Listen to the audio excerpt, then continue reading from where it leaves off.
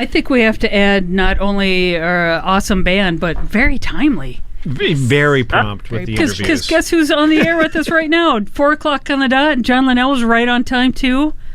Hey, you guys, it's me. It's John Flansburgh. Hi, John Flansburgh. It's Flans time. Who's on the line here? Well, I'm Shelley. I'm Shy Boy Tim. I'm Chantel. Hi, Shy Boy Tim. Hi, Shelley. And I'm Tom. So the thing that's great about the time, everybody's thinking, fascist takeover, totalitarianism, racist state. Those are bad. But it's great? iPhones have made everybody on time. That's true. Listen, I'm a musician. I spent the 80s and the 90s waiting for 15 to 25 minutes for every single person in my life to show up, and it would just be like, no big thing. Hey, let's go meet for lunch. You got an hour-long break. Fine, I'll show up halfway through it, and then we'll rush through the rest of it after we get our orders in. And nobody even cared. It killed me. This is obviously a sore spot. Well, it's a sore spot for me. It's like I am a timely person. I like getting to go into things on time. I respect other people's time. Do they respect my time? No, they do not. I am 100% with you. I'm one of those too. 5 to 10 minutes early for everything, people. I'll drive around the block like 4 or 5 times because I'm that early. Yeah, exactly. It's not so hard. It's not so hard being on time. And then if iPhone helps people do that, then all power to it. Just think. Well, the iPhone has become the great regulator. Everybody's just locked in now. I just love it so much. Well, how are you doing, John?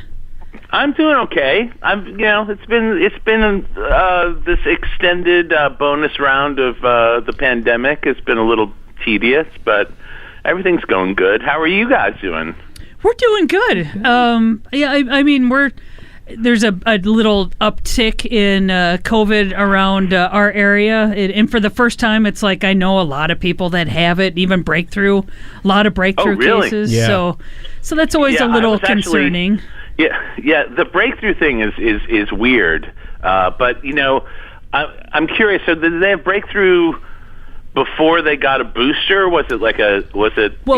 Minnesota actually only just as of today allowed boosters to anybody other than people who are like 65 or working in jobs where they were being around a lot of people. So not a lot of people have had the boosters yet. They're waiting for all the facts in on the pandemic. Maybe. I'm not sure. I know I'm going to try to get one next week for sure, because now that it's open to folks. I'm just getting my booster next Monday, and I feel like everybody else I know already has it. I just kind of spaced it out. But I went to about a month ago for the first time, kind of since the first time COVID happened. I went to this outdoor party that was, it was like just a potluck in somebody's, open air. They had a deck that has a screen around it, so it's basically like being inside and outside at the same time. And in the middle of it, all of a sudden, everybody started saying like, "Oh yeah, I had breakthrough COVID. I had breakthrough COVID too. I had breakthrough COVID," and I was just like, "No, like what?" I can't imagine what that would be like, but I'm obviously everybody's going through this, and we're all in it together. Whether we have a crazy uncle who doesn't believe in it or not, but like, it's a crazy interval for sure. So I just hope everybody gets vaccinated, and if you're worried about vaccines, just think about the alternatives. It's like vaccines are nothing, man. And make sure you have the true story, and you're not believing some of that stuff. But I don't want to get political. I don't know if you've had a chance to look at the. It's not political. That's the thing. Some people make it political. And I can name the guy who did it, but we're not here to name names. Let's not. But pledge time only comes once every We just had our pledge drive. Say, you're still doing low stakes? Yeah, I got a radio show on in the local community radio station that I'm in Sullivan County, which is I'm not that far from where the Woodstock Festival happened, and there's a great radio station here that has all sorts of locally programmed music shows, and it's a lot of fun. So I've just been DJing on Friday nights for an hour, and it takes a lot of time to organize that stuff. I gotta say, my respect for DJs has gone way up because it's not. I guess also because it's pre-recorded, I get every opportunity to re-record what I'm saying and try to take out some of the likes and ums. Well, in fact, Marissa from Fairport had a question about low stakes. She wants to know, will you continue to do low stakes when you go back on tour? Because she loves the show. Oh, I hope so, but it's also like it might just get too hectic. I think that might be. It's a lot. I kind of need to be honest, the only reason I got in to be a DJ was because of the pandemic. They won't let you do a show at the station. They won't let you do a show remotely. I'm not sure why, but those are the rules. So you have to come in, and if I couldn't come in, I think I would be. They would be like, you're not part of the team. It's very community oriented and it's very action oriented. So they don't want to just put on, canned stuff. Yeah. And if I was doing it long distance, I think they would be like, you're not really in our world. And you hate to repeat shows and things like that. Yeah, exactly. They keep it fresh. So that's the one good thing about COVID. That you got to start a radio show. I think we found the one good thing. Yes. Yeah. I always wanted to have a radio show. It's I love playing other music and sort of being part of the musical discovery. I think it's an interesting thing to be. I think a lot of people just stop listening to new music. So I just feel like it's a fun thing to be part of. Well, that kind of answers Icy's from Long Island's question about how did you spend your quarantine? Did you continue to make music? Did you pick up other hobbies, or did you end up not doing much at all? Well, I feel like I probably had a really similar experience to a lot of other people, like being cut off from everybody. It's just been a really weird. It's just been tough. I wish I had been more productive. I think a lot of times. Well, do you remember we talked last? There's this whole quote that went around when it first happened about King Lear, Shakespeare writing King Lear in the middle of the bubonic plague, and I just thought, well, is that supposed to make me feel better or worse? It's a lot of pressure. Yeah, it's like okay, first of all, acknowledge that you're not William Shakespeare. Right, now we all feel bad about ourselves, and then acknowledge that we've gotten nothing done, during the pandemic, and William Shakespeare got King Lear done. So okay, great. We still do not compare to William Shakespeare. So I don't know. Well, don't sweat it. Yep. Everybody does. Because I'm friends with musicians locally in the area or creative folks, and they just said at the beginning it was just really hard to have the energy to come up to do something. You just kind of got into that. I just want to kind of hibernate for a while. So I think what's funny about it is for me, I don't think a lot of bands are very audience oriented in a certain way. I think of a lot of like U2 or whatever. I don't know, just bands that are really into work in the crowd and in this kind of populist way. I could imagine that it would be a total disconnect, but because they don't have the crowd to feed off of, and they're not doing shows and all that stuff.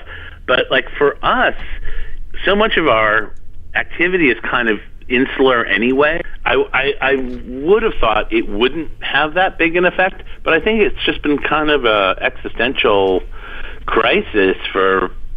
It's just more abstract than anything else, but it hasn't. You know, I feel just as inspired as everybody else does about this. Well, we had a question that Tim actually asked John Linnell from a 7-year-old was that in Scotland? This is it's a and we can ask these questions of you as well. Right. Her name is Martha. She's 7 years old in Glasgow, Scotland. Her favorite TMBG song is Meet the Elements, and her mom helped type these questions out. The question that we asked Linnell, so we're going to ask you now, is what is your favorite joke? What is my favorite joke? Well, my favorite jokes are not appropriate for 7-year-olds. Okay. All right. So I'm just scanning my brain for a single joke that I know that is actually appropriate to tell a child. I don't know many. I think, in fact, I think the only jokes I know are terrible. Well, the one that Linnell shared with us was that they just caught the person that killed Ralph Cramden. Do you remember that joke? He said you were the only one that laughed at it. And the punchline... Because he came up with the joke. The punchline was... Wait, what was the joke? What was this joke? The joke is they caught the person that killed Ralph Cramden. He was charged with homicide. Yes. Okay. Well, there you go. There you go. Which that's we have confirmed joke. went over her head, but her mom said that she'll explain it to her in a couple years. Yeah. Anyway. Yeah, it's interesting. I've been listening. I've been listening to a lot of podcasts recently, and one thing I've noticed is that, you know, when I was a kid, you know, if something was too historically, you know, if it wasn't kids stuff, if somebody was making like an Eddie Cantor reference or a Edith Head reference or whatever, like something that was, you know, generationally too distant away, they would just be like, oh, you know, that's for like old people. And that would be like a thing that like the kid next door would say when he was like 10 years old. But I've noticed that people in their 20s and 30s often say that's for old people. Like there's so many, I guess it's because there's so much kind of garbage culture. It's like there's so many things in the world that are essentially obscure, like that if you're a young person, there's no way you can catch up with all the marginal stuff. Like on the podcast, one person made an allusion to Abbott and Costello, and no one else on the panel knew who Abbott and Costello was. Wow. But I think that's not uncommon. I think if you're 25 years old, there's a very real chance you don't know who Abbott and Costello is. It's not the end of the world. I mean, I've had conversations with friends of mine who are younger, who, you know, they don't. A friend of mine who's into. She actually is like an experimental theater person, and she didn't know who Laurie Anderson was. And I was like, oh, well, you really should check out Laurie Anderson. She, in fact, is like a very important figure in the world of experimental theater. And sure enough, like she checked her out and was like, wow, she's really interesting and totally weird and fascinating and important. I get it. But it's like, you know, people know what they know, and there's no way to catch up. I don't know. I feel like generationally, growing up with TV, TV was like this great time machine that caught everybody up. Mm-hmm. It caught up, you know, everybody who was a kid in the 70s with the first half of the 20th century in a certain way, and maybe that doesn't really exist now. Like now, you're just, hopefully you know who Ed Asner is. Knocking on wood, yeah. Yeah.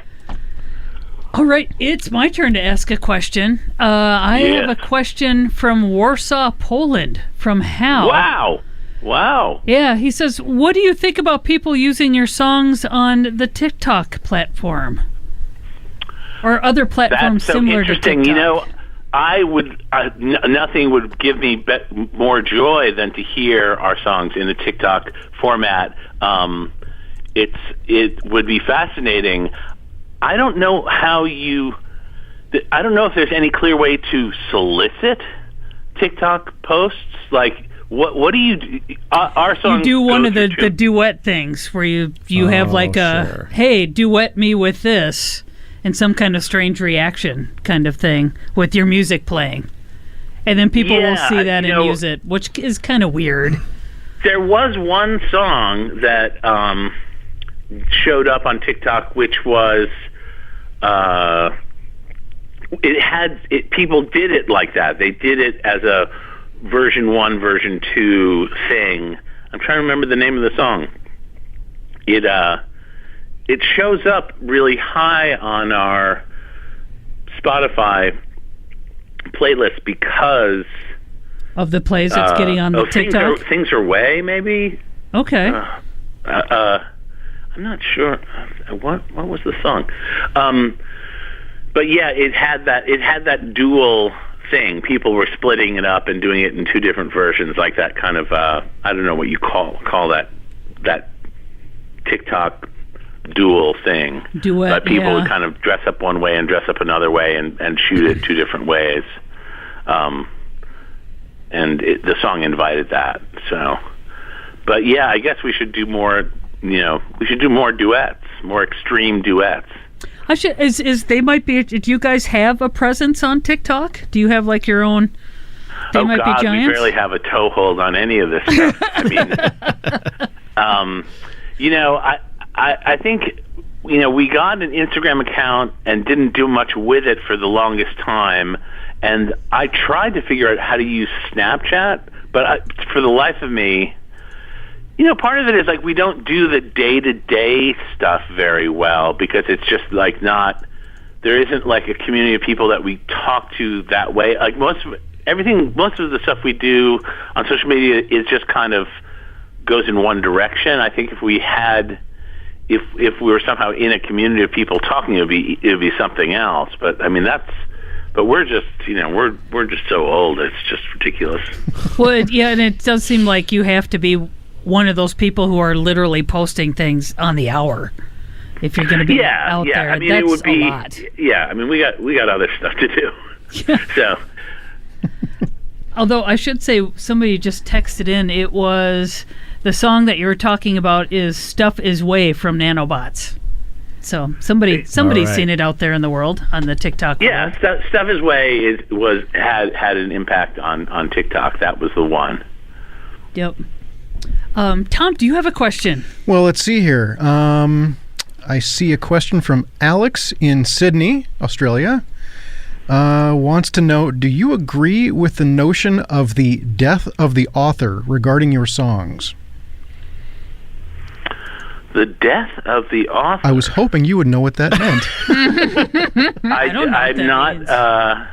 It sounds really intelligent for a songwriter, but I don't know what that means. Yeah, the death. I'm okay. Here we go. They even have that in quotes. Well, it's an it's a Roland Barthes essay. I know who Roland Barthes is. It argues against the traditional literary criticism practice of incorporating the intentions and biographical context of the author in the interpretation of a text.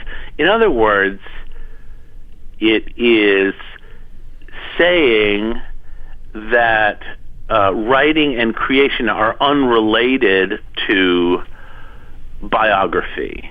And I think that's a really hard argument to make. I'd be interested in reading more about it. I guess, I feel like my main impulse in terms of this question is one of complete hypocrisy, because I think as a creator, I would like to hope that people could look at what I do in a kind of a value neutral way, which is to say that they don't go like, oh, he is a middle class guy, he's some guy, he doesn't have any I think the thing about, biography is it starts looming so large into everything that you don't think of people having the ability to think beyond their own life experience or beyond their own. It puts like sort of a vector on everything you say. Like I know somebody who worked with Jimi Hendrix, right? I know this guy who was one of Jimi Hendrix's roadies. He later on, he became a big guy in the music business. And the thing he said was, the thing that's really weird about his life experience is he knew Jimi Hendrix, and Jimi Hendrix was one of the funnest people he had ever known. Like so much of his experience with Jimi Hendrix was just a blast, But because Jimi Hendrix died in this tragic way, his biography became totally wrapped up in this heavy, sad, sort of pseudo-profound, can you deal with the heaviness, Okay. But that really wasn't who Jimi Hendrix was as a person, but it sort of points out how limiting biography can be. And I think that biography is necessarily that important. It's interesting to read something not knowing anything about the author and then finding out that, that the author might be from a very different place or point of view than you knew. I don't know. It's an interesting idea. I've never thought of your music as being real autobiographical. Am I wrong? Is it to some extent? I don't think. I think a lot of it. Well, there's levels, right? A lot of songs are very autobiographical, and I think our songs tend to be much more outside of that. And we also write from the point of view of these sort of unreasonable characters a lot of times. But still, there's a sensibility in our music that is I think people in general kind of associate with our temperaments, and that makes sense. I don't know. It's a weird question. I feel like I am just as guilty of kind of pigeonholing people and thinking of people in terms of their biography as anybody. So it's like wanting to, I aspire to be better than that, but I know in my heart I'm not. Sure. I think this is totally unrelated, but somewhat related. But my favorite moment when we chatted with you, I think it was last year, is that we talked about Sammy Davis Jr.'s autobiography, Yes, I Can. And you said, hey, it's right here on my shelf, right behind me. And you just had it. Because that's such a good book again. But, well, I think you did very well with that question. Because I would have said... Well, thank God that I have the internet. Next. Yes. Yeah. Thank God for the internet. Do you have a question, Chantel? I do. Well, several folks had questions related to animation. So AC Jane and Lyra and Heinrich all had questions that were related to animation in some way. And Heinrich said, it's super interesting to me how many people get into TMBG through cartoons like Tiny Toons or Homestar Runner, and how many comic artists and animators are fans. So, and then kind of mashing that up with Lyra's question, they were asking about, are you ever going to do another collaboration with Homestar Runner? Well, I'm sure nothing would make John happier and nothing would make me happier than to do something like that. Those guys are really fun. I don't know how much Homestar Runner they do. Yeah, not a whole lot lately. It's every couple of months, I think something comes out. Yeah, definitely not as often as it was. Is the site still going with the... it's funny because the whole thing was made in Flash, right? Which in some ways... Right? Flash is like one of those things that's just isn't even supported anymore. I would love to do anything with those guys. It's always fun. Cool. And then AC Jane was wondering, what are some animated works that you're currently fond of? Oh, interesting. I don't know. I don't feel like I you know, a lot of people are reading graphic novels, and I really feel like I don't track that stuff nearly. I don't really track that stuff at all. So I feel like my finger is off the pulse in terms of actual animation. I just barely. I don't know the contemporary threads of that stuff. I would like to. I would like somebody to send me a primer. Yes. Well, Anissa in Glasgow, Scotland asks, you've played all over the world. Do you perceive national characteristics in audiences in different countries, or is it a myth and crowds are the same everywhere you go? Oh, crowds are definitely not the same. There's lots of cultural things that are just in play. I mean, I think no performer would not pick up on just how completely different Japanese audiences are from almost any other audience. I mean, I've never played in Korea. I've never played in China. Maybe it carries over there. But there's the thing that happens, which is the moment you start talking, the audience will become very, very quiet, and you don't. It's hard to. They're just being respectful, which is like very, very nice. But you know, it's just different. You know, it's just very different. And like audiences, it's less this way in Australia now. But like the first time we played in Australia, it felt like the people in the crowd hadn't seen a live band in a year and a half or something. You know, like it was very over excited. Playing in provincial towns in Europe can be that way. You know, if you play in a secondary city in Germany, you'll get a fourth encore, like a genuine fourth encore. Like they don't know if they're ever going to see you again. So the stakes are kind of higher for those audiences. But you know, things do change. Like the very first time we played in Salt Lake City, I don't think any rock bands were coming. I don't think there were any alternative rock bands. There were no college rock bands of the 80s that were ever coming through that part of the world. And it was like the event of the season playing there for us. And it's not like that anymore. You know, it's definitely, the culture has shifted.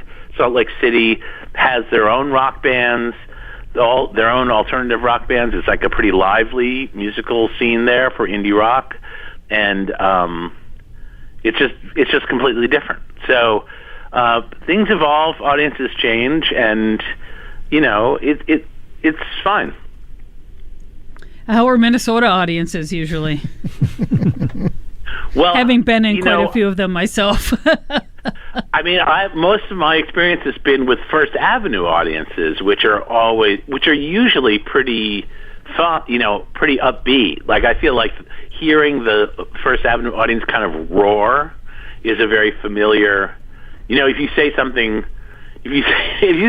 funny or like off color or whatever, the audience will just be like, in this way that's really alive. We did that Wits thing at the theater in St. Sure. Paul. Yep, where you're going to be playing in April. Yeah, and that was kind of, you know, in some ways kind of the opposite. It was like much more like, it seemed very cocktail party-ish and sophisticated. I actually went to one of the Wits where Yola Tango was the musical guest, and it was such a different crowd. You're 100% right, because Ira from Yola Tango got up and said something, and they asked him a question about, well, I hear that you do stuff for a radio station for their pledge drive, and so Ira name checked WFMU, and I was the only person in the crowd that went yes, which was just crazy. It was yeah, I guess so. Although, I mean, how do people know what WFMU is outside of New York City? I wouldn't know. Oh, Well, they do. Yeah, we do. yeah, they Yeah. do. Yeah, Yeah, I mean, then you're kind of moving into like a high fidelity world of I mean, Yo La Tengo is an interesting band because to some people they are world famous, and to other people they are. I've never heard of like, them. Who are they? So it's interesting. Yeah, yeah. I want to use my question opportunity to ask the question that I ask you all the time, and I realize that with the everything that's going on in the world, that maybe not a lot of progress has been made on this front. But is Mink Carr getting any closer to a vinyl release? Well, I'm very glad you asked that question because, in fact, Mink Carr is going to be released on vinyl, and I believe it will be coming out very early next year. What? Yes! Yeah! Oh my God! Then I will be a completist. Yeah. Well, we don't have like unlimited resources. So, I know. Getting all these things going is some challenges are bigger than others. Putting the album cover together for a vinyl release that never had an original vinyl release was kind of a project in and of itself. Like, we had to make a lot of decisions as to what to do with the existing artwork and how best to respect it, but also make it square and so. When I remember when we talked with you last year, maybe even the year before that, you said that you were having to find the fonts because the fonts for that album were made just for that album. So there's a lot of details when you get into that kind of stuff. But it was a bigger kind of bringing that back into production was a bigger challenge. But all that stuff is done, so I didn't have to think about it. It's getting the parts have been made. It's somewhere in the United States, getting like lovelessly hustled through some vinyl press. Yeah, which is tough to do these days. Yeah, these days the whole vinyl industry it's very strange. I just found out this crazy fact about vinyl manufacturing in the United States. The vast majority of things pressed on vinyl don't sell more than 30,000 copies, which that doesn't surprise me. But they pressed 20,000 original pieces of vinyl last year. Not 20,000, 20 million pieces of vinyl last year to be sold, I guess, in the United States. Wow. That is up like from 1 million for over a decade. They only sold 1 million copies of vinyl records. Of all the vinyl records sold in the United States, it'd be 1 million copies, like from 2000 to 2012 or something. And then it just started climbing up. And it's been climbing and climbing and climbing. And now there's not enough places to get records pressed. Yeah. If you I will say that number, though, you'd have to put it in half because of what King Gizzard puts out for vinyl in a year. There are a lot of people putting out marginal amounts of vinyl, and we hope to be one of them. I am so excited to hear about Mink Carr. Oh, my gosh. And I know somebody wanted to know if there was ever a chance, because Long Tall Weekend was only a digital release. Is that anything that might ever make it into a physical copy? Because I know that Wired put some of them out, but well, hold on a second. Let me send an email to our manager here. Get on Long Tall Weekend. Long Tall Weekend on vinyl. All right. So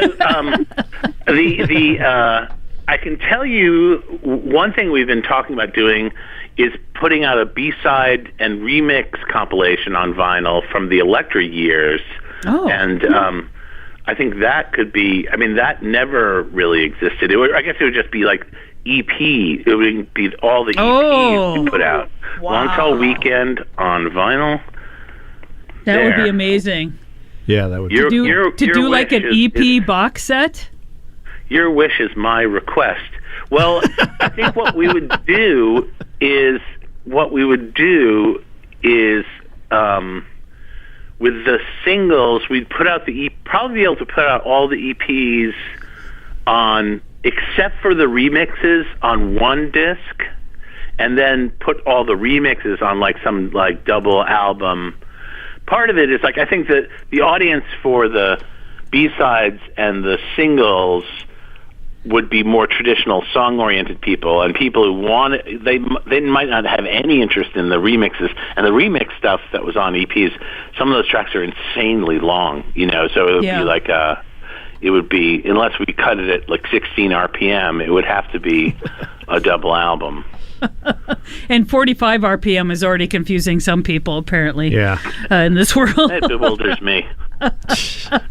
Well, that is very exciting news. Is there anything else I should tell our office to get going on? To put out? Oh, gosh. Yeah.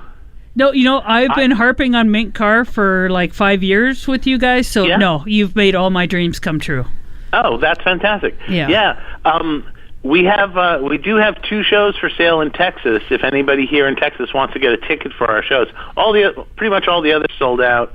I don't think maybe Ithaca's not sold out, but okay. We got a tour.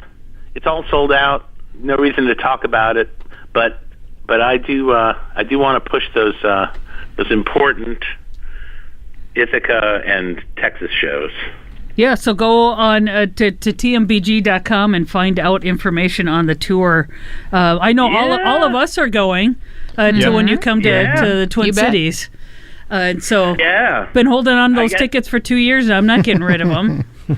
I know. I mean, it's been rescheduled 3 times. Yep. I hope everything's okay by March. I hope so too, because yeah. I have a couple shows for March and April. So, I mean, to be perfectly honest, if somebody made me go into a movie theater to watch a movie, I think I would have a total anxiety attack. Well, I will say in Minnesota, and for where you're playing, you have to have proof of vaccinations. And if you don't have that, you have to have a proof of a positive test in the last 48 hours. Test. Or a negative test. So, and you have to wear a mask. So I will say that it's as safe as it could possibly be, given that is going on. But, I understand where you're coming from. Yeah, well, I can only imagine it'll be safer by March. If it feels as weird as it is now, I mean, I guess the only other thing we could do would be to put it off for another year or something, and that would be super insane. But I know, I mean, how are we going to get through this world? It's going to be it's such a crazy time. Mm-hmm. I'll have to think about that when it happens. And if it should, but I'm going to knock on wood. Yeah. Well, I'm getting my booster, so I'm psyched. Yes. Have you guys all gotten your... You haven't gotten your booster yet? No, they just opened it up. So you guys haven't, have you? Oh, yeah. We snuck you can in. use your words because we snuck in because they're both nodding their head. We got a connection. Nice. So that's good. We got Good in. job, you guys. We're boosted. Super boosted. Oh, excellent. Super boost. Oh, man, Ithaca, it looks like there's only like 20 tickets left. So that's like 10 groups. 10 groups of people right there. Maybe 8 groups of people. Yeah. Tom, do you have a question? Well, I'm so happy that you called in, John, because we hear you've got a new project out recently. Yeah, we just last week we released our 1000th album. It's called Book, and it is also available as a book. And it's kind of a big deal. It's one. I think it's probably the most beautiful object we've ever been associated with. It's a collaboration with a photographer named Brian Carlson and this extraordinary graphic designer named Paul Sir. And it's just been really interesting doing something so left of center. Making the record was really a blast as usual, and then on top of it, we kind of created this whole project around it with the lyrics, and it's just this big. It's like the ultimate gatefold album experience. It's the biggest gatefold ever designed. I just got mine in the mail, and so I brought my book up and I opened it up, the physical book. opened it up with John Linnell. So I've been paging through it off and on when I get a spare second, but we've had so many requests that hasn't been that often. Yeah, well, more songs have been played from book today. Requested than any other album. So. Oh, interesting. Well, we're back. It's the beginning of the big comeback, you know. Well, John from Lansing, Michigan asked, how did you decide which song lyrics to include in the book? I'll tell you, it's very simple. The ones that were finished first. Okay. All right. Because there was this huge interval of time that we were working on. We did not have the ability to finish what was going to be book, and we didn't know exactly what was going to be on book and what was going to be, and what songs were going to be abandoned and what songs were going to be on the pamphlet EP, which is kind of the overflow tracks from book. So it was all kind of up in the air. So in December, I think you can probably tell whatever tracks that don't have lyrics in the book are the ones that arrived at the very end of the whole process. Okay. And I don't even know which ones those are, actually, to be perfectly honest with you. But I'm sure somebody does. Oh, I bet they do. And they will be writing about that online tonight. Chantil, do you have a question? I do. Avern from California wants to know, based on the fan popularity of I'm Not a Loser and Buckle Down with Saki, have you and or Linnell considered writing a musical? Oh, you've answered these questions. Have we asked that before? Yeah, in the years past. Oh. Well, but still, okay. You might have changed in the year. The fans demand it, apparently. I mean, it would be an interesting thing to do something that was actually. I would really love to be involved in the creation of a hit musical,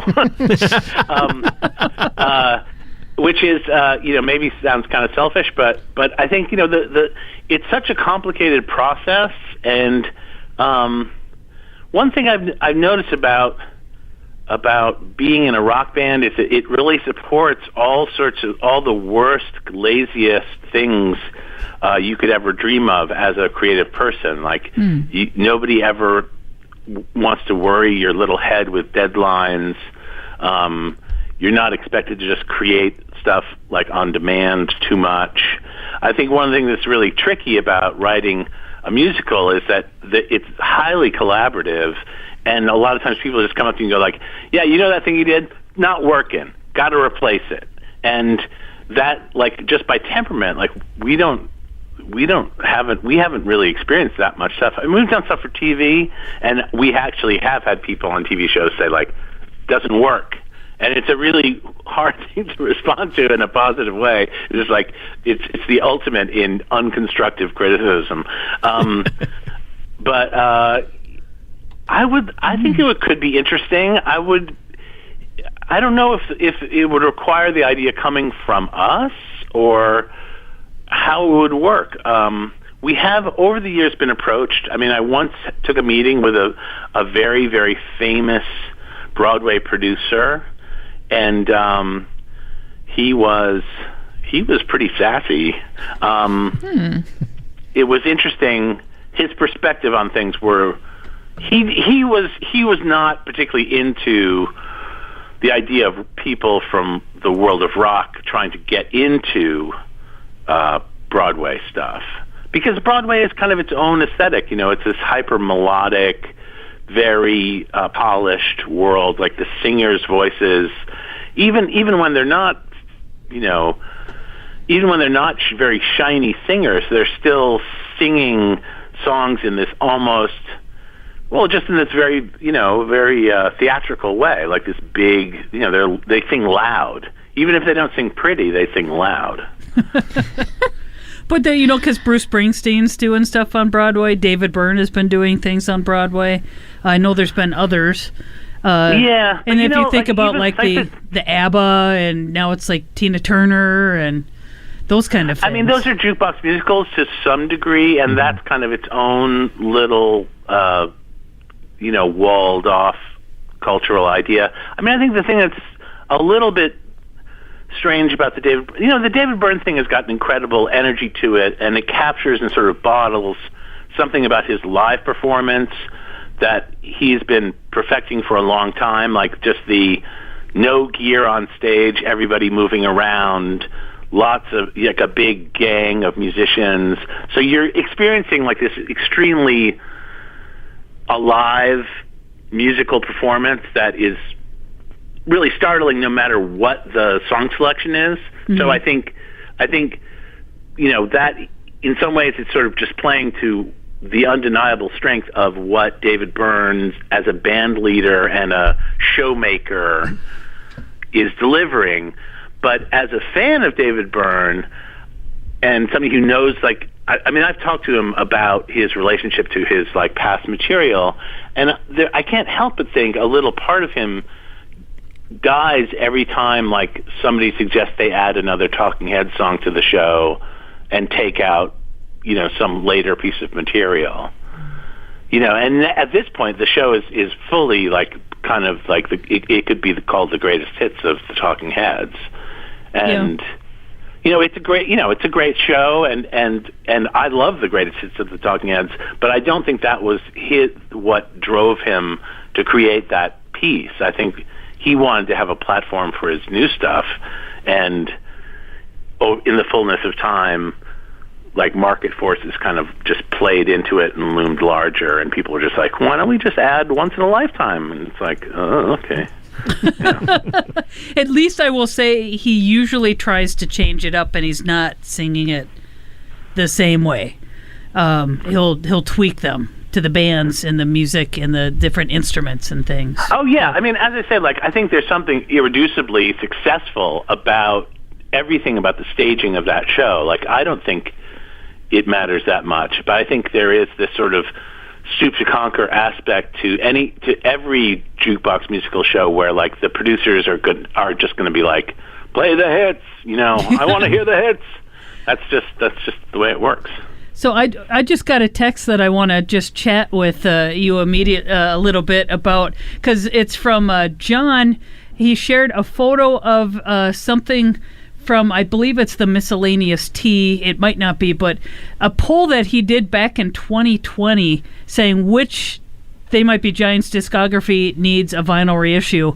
Mink Car at the top, The Spine, Long Tall Weekend, and then all of the EPs are listed in order. So you guys are... Oh, well, there you go. You're there you go. Basically doing what everybody is asking. That's what I keep saying. I'm doing everything I can for the peoples. For the people. The peoples. Mm-hmm. Do you? Yeah. Well, our hope is that everything will be in print before not too long, and it seems like we'll get there. So good.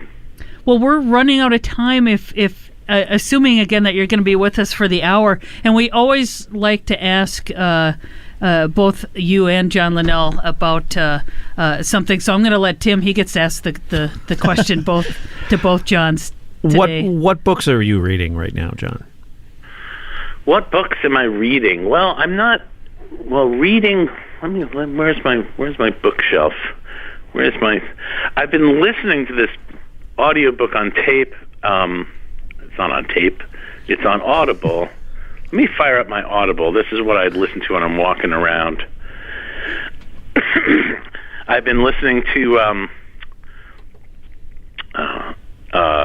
this book by Kathy Wilkerson, who is a member of the Weather Underground, called Flying Close to the Sun, which My Life and Times as a Weatherman, which is, she was like basically a radical in the 60s and 70s and accidentally killed a bunch of people. And she's a very, very odd person with a lot to explain.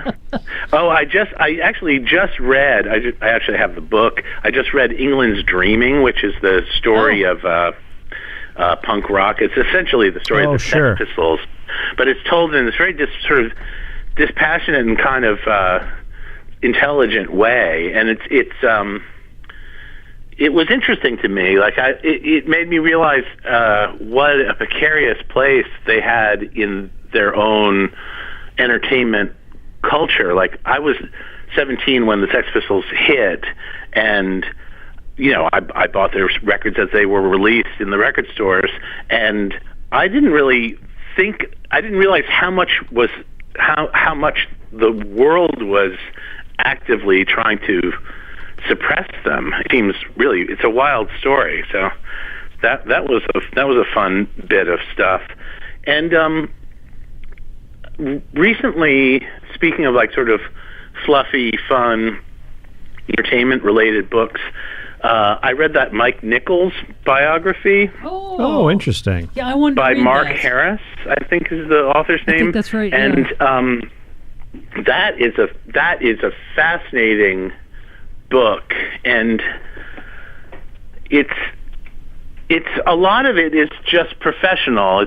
Speaking of biography, like it does deal with his personal life to some degree, but I feel like it's actually extremely discreet. I don't think it's really talking about. I think there's a lot of gossip about Mike Nichols that is not in the book. But that was a really good read. And he wrote another book that was really good.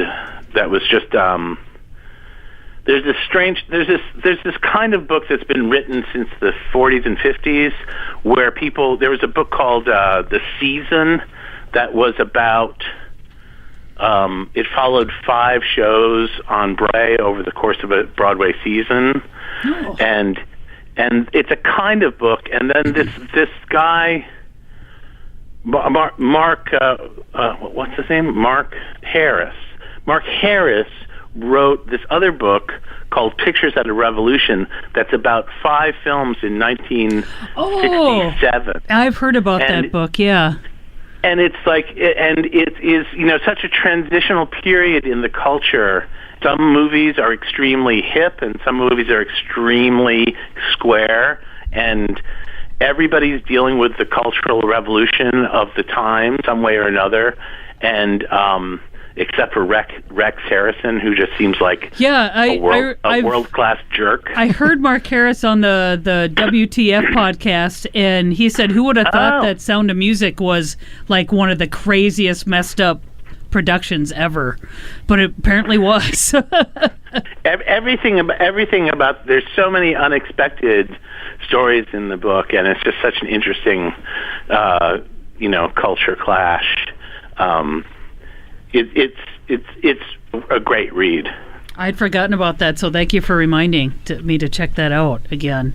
Well, I love the backstage books. I have to say, I find them delightful. Yeah.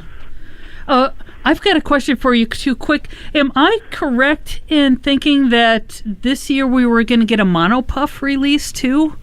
Or is that just something... I have been working on stuff for that. We've gotten a lot of Monopuff requests today, too.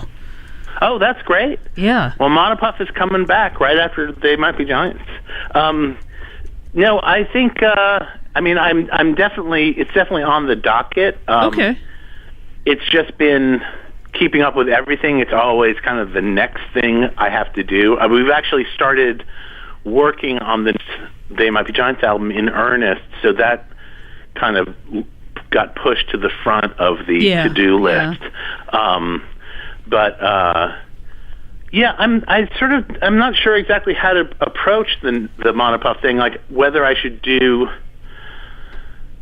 I've always been tempted to try to do just like a really demo type, just like a homemade project, and in a way this seems like the perfect time to do it. But at the same time, I do love like working with Hal, and I love all the other people that I've worked with in the Monopuff world, and maybe doing some long distance collaborations are possible. Mm-hmm. So I don't know. I mean, I don't have enough material together to know even what it would be in. But I got a stack of things that are a stack of half-baked ideas. Well, I could finish. I gotta say, if you're a They Might Be Giants fan, it's just again, excellent time to be alive, because you guys just have project after project, and I don't know how you do it, but you just keep managing to up your game with every album release, every project release, and I don't know how you guys do it, but keep it up. It's a fun thing to be involved in, and it's a huge challenge, but it's very gratifying as well. I'm so proud of like where, that book happened, and it's in the world, and it made the whole trip from China to the United States, and we shipped out 10,000 copies in like a week. Wow. We have a new fulfillment house, which is so fantastic. They're so organized. It's crazy. Great. Well, I know I got mine, and I got like an email saying it was shipped, and I got an email saying it was delivered, and that's just... Isn't it great? You don't get stuff like that in the world too much. So, yeah, it's fantastic. Well, I just, these people, these amplifier people, they're all computerized. Everything's like tracked, and our old guys, our old fulfillment place, they were nice people, but man, oh man, they were like as disorganized as like you could ever imagine. It was just like, what? So. Well, it's been close to an hour, so I don't want to take up any more of your time, but thank you again for joining us. This is our 8th year of doing this, and I think you have been with us since maybe our 2nd or 3rd year. I think so. Yeah. And so thank you the pleasure again. is entirely mine. Thank you guys so much. I really, what a dream for us to be, celebrated in this way. So, and I have to thank say, you. The fans out there can't love you guys more, and I don't know if you ever listened to the 12 hours of your music, but we've been sharing stories, and your music just has meant so much to so many people and been literally life-changing. And so it's we just love this day, getting to communicate with the world, but then hearing other people that feel the same way that we do. We always say it just makes the world a little bit smaller today. So you guys are so sweet. Thank you so much. Thanks, John. And Thank you. Stay safe, and we'll see you in April when you come to Minnesota. You will. Yep. You will. Tim, Shelley, thank you again. All right. Thanks so much. We'll chat with you soon. All right. Bye-bye. Adios. Bye. Bye.